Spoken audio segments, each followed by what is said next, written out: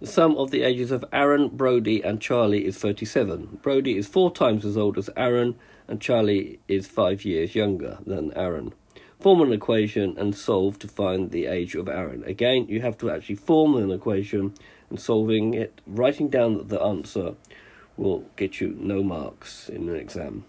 So write out their 3 names. If we let the age of Aaron be X, then Brody's will be 4 times of Aaron, so that will be 4x, and then Charlie is 5 years younger than Aaron, so that his age will be x minus 5. If we add those together, the answer must be 37, because the sum of their ages is 37. So, forming our equation, x plus 4x plus x minus 5 is equal to 37. Now what we do to collect like terms, we've got x plus 4x plus x, which gives me 6x, take away 5 is equal to 37. Now we need to just solve this.